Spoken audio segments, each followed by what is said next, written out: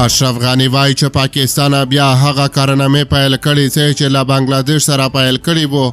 د نوموړي په وینا چې یو ځل بیا به د بنگلاديش کارنامې تکرار شي. سلامونه ستړي مشه، وخت مو په خیر. پام وکړئ د یاران ټي وي یوټیوب چینل څخه د نن ورځې تازه او مهم خبر ته. د افغانستان مخکینی ولسمشر اشرف غنی د پکتیکا د پیښې په غبرګون کې ویلي چې ستونزې په وژلو، ځاپلو او کړاولو نه غوڅیږي او د دې لپاره عقل، تدبیر او منطق ته اړتیا ده.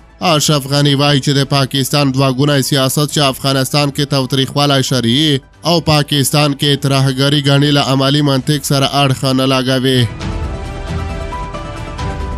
محمد اشرف غنی پر خپل ایکس پاڼه د چهارشنبې په ورځ د مرغومې پر شپږمه ولیکل چې د ډیورن کرښې دواړو غاړو ته د جنایاتو په دوام یو ځل بیا زموږ خاوره د بمباریو نښه شوې او د پکتیکا په بیرمل ولسوالۍ کې زموږ ګډه وینه بیا په ډېرې بېرحمۍ بهول شوې ده.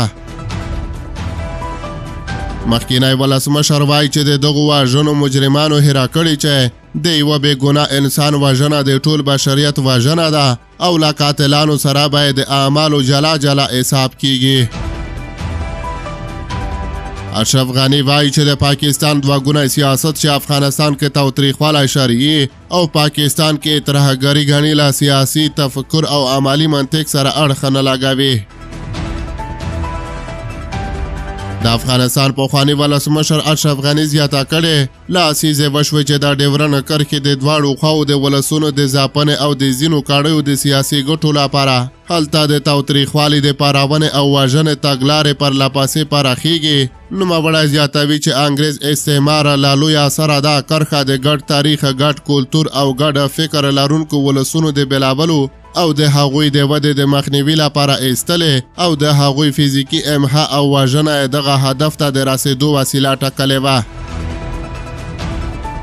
ښاغلی غني لیکي چې د پاکستان د نظر خواندان او فعالان نن په دې پایله اجماع ته رسېدلي چې له خیبر پښتونخوا او بلوچستان سره د یاد هېواد د چارواکو چلند دقیقاً همهغه ډول دی چې د بنګلاديش له جوړېدو وړاندې ورسره و او هغه داخلي مستعمره بلله.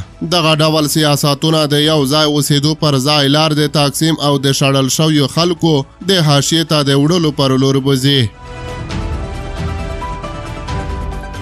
نوموړی وایي چې وینه هغه وخت درېدلی شي چې ټولو افغانانو ته په افغانستان، خیبر پښتونخوا او بلوڅو ته له نورو قومونو سره په ګډه په بلوچستان کې د سوله ییز ژوندانه امکانات او انتخاب ورکړل شي.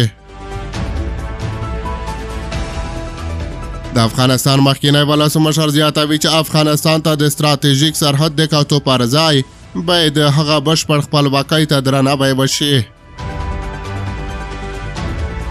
نوموړی وایي چې د نړۍ اوسنیو ګڼو ننګونو ته په کتو به دا عاقلاني نه وي چې د خپلو ستونزو د غوڅولو لپاره نړیوالو بنسټونو او قدرتونو ته سترګې ونیول شي. ښاغلی اشرف غني زیاته کړې چې خلک باید خپل برخلیک په خپله وټاکي او د مشورو، مفاهیمو او یو ملي او سیمه ییز بحث او جرګو له لارې عملي لارې چارې ولټوي.